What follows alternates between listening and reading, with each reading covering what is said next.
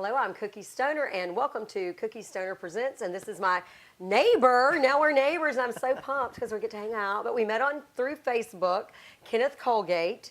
And thank you for coming and being a part of our Coming Out series on Cookie Stoner Presents. Absolutely. This is, as I said, once again, an honor for me to continue this series. And I've told people that we're going to do it until every person who wants to tell their story. So first of all, I think it's important that we do have a vehicle to do it. And we have so many different, people. We have diversity. We have different age groups. And, we were talking a little bit about before E turned on the camera. And, I will tell you, we do like short little segments, 5 to 10 minutes and whatever. And, this is a casual, fun thing. And, as we get a stopping spot, we'll round, kind of wrap up and then go to the next one, because we want, we do want to be able to share your story and sort of your thoughts and talk about your ministry. So that's one we're going to do as well, which I'm pumped about. But, I told you when I went off camera, I said, do you mind if I ask you the first time you realized that you were different or gay? Or, I hate to use the word different, but that, it was like, oh, everybody's supposed to like this or do this. Right. And that's another thing. I'd like for it to be that it's not different. That's what I hope, that we get to the point that, that you were normal in the homosexual way. Right. And so you said, yeah. And I told you, I said, every time. And even E has heard these stories. He's like, God, it's just, there's such a trend. This is what it is. You said you were how old? I was 5. I was 5 years old. old. Yeah, and I can remember my first memory is being in kindergarten, and there was this boy in my class that I, had a crush on, and I remember just being in the, we were in the coat room when I was a kid. There was a coat room for our kindergarten class, and going to get my coat, and he was in there, and somehow we kissed each other real quick, and the teacher walked in and caught us, and we got in trouble. And and I've heard people say, well, at that age, you're, I was playing with toys or this or that, but I know of many, people who, little boys who were running after the girls in kindergarten or as a kid, or vice actually, versa. it's not. There's not a sexual it was connotation nothing. when you're that age. Just, it's like so and so's your boyfriend. He kissed you on the tree. Exactly. Oh, he held your Yeah, exactly. So but there you go.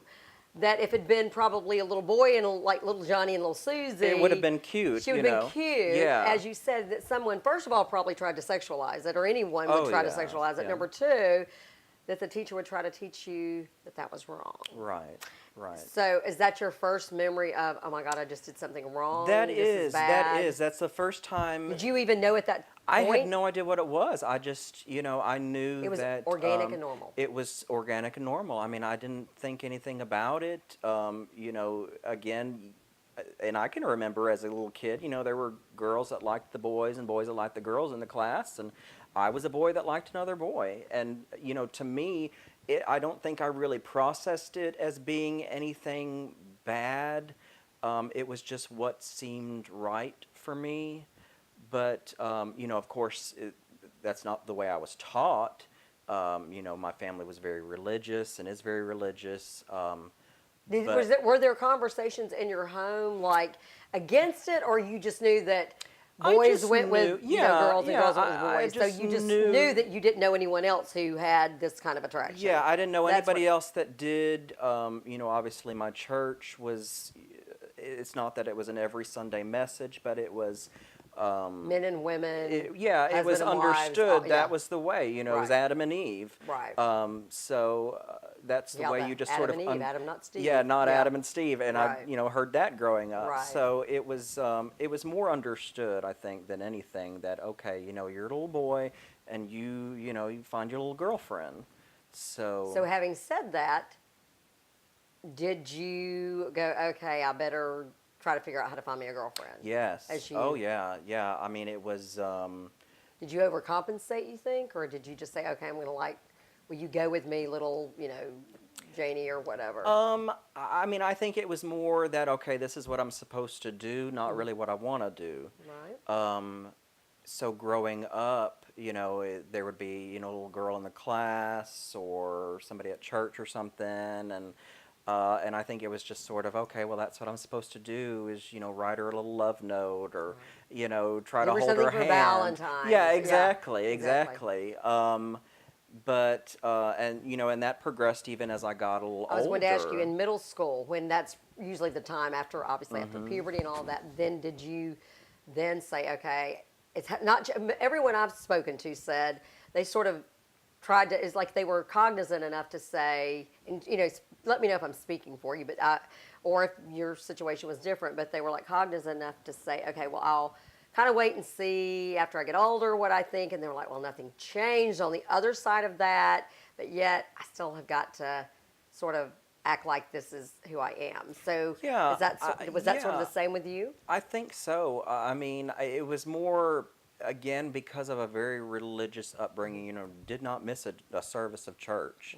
Right. And so it was more understood, okay, this is what you do. And, by a certain age, you get married, you have children, you have the, perfect quintessential life, so to Right. The speak. whole white And that picket involves fence. the white picket fence and Wife and the children. house with the wife and children and the little dog. Right. Well, and something else you said, you are 34 now, but Hmm. you were born and raised in Chicago. So it wasn't Yeah. like you were born even in the deep South, Right, which you right. moved here, you said, when you were 11. Right. But up until that point, even when you were having these feelings and you got this religious family, this is still going on in Chicago. Oh, yeah. And so it's not just, even though certain areas may have different ideas about it, may be harder about it, when you're still in a certain group, whether it's religious or Prejudice doesn't know any. It doesn't know any bounds anywhere, I bounds. suppose. Yeah, that's what I'm Yeah. trying to say. That can be anywhere, and you would think, okay, well, it's just, and it probably is harder in the Right. South Right. because there is more of that. But Still, it's Chicago's really still, Chicago is a more open-minded area, but but that it's was still also 25 right. plus years ago that society in general was different Right. then. Even then, yeah. And again, being mostly around a strictly religious environment, it was okay. This is not the way you live. This is how you're supposed to be, and you have the wife and that sort of thing. And for me, it was. It was interesting because I never I never thought of myself as gay. I always knew I was different, but it was like as long as I didn't own up to it, as long as I didn't accept it, then I was okay. I could spend my whole life struggling with it, but as long as I didn't come out and say I was gay and accept who I was, then it was like, okay, that's my lot in life. That was my cross to bear. Wow. And so it was like, okay, I guess that's what I'll have to do, and I'll have to keep this hidden all my life. But it always felt so just wrong for me. It didn't feel right. And I hope I'm not getting too far ahead of myself. But No, this is, in fact, this is your. I remember, trying to date girls in high school, and having a girlfriend. I think Is this there a was. sadness almost, maybe?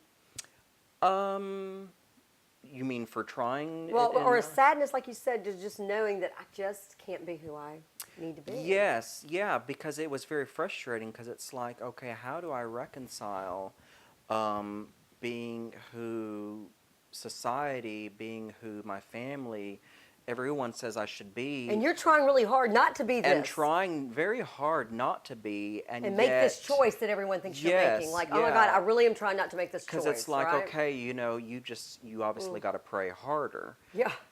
Because, I tried dating, I had a girlfriend, and yet, I would take her out and take her home early so I could go meet my boyfriend. Right.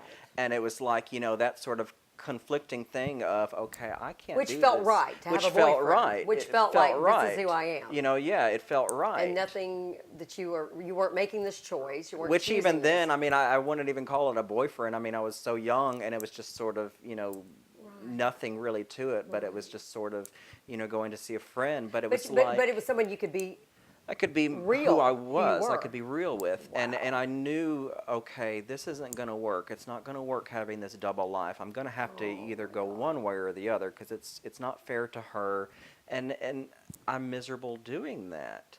Wow. And What I want to do is, I think that's a good place to end up on this segment and start on our next segment. And the word double life. I think that's a really great place to come back and start on the next one. So, thanks. I'll be right back.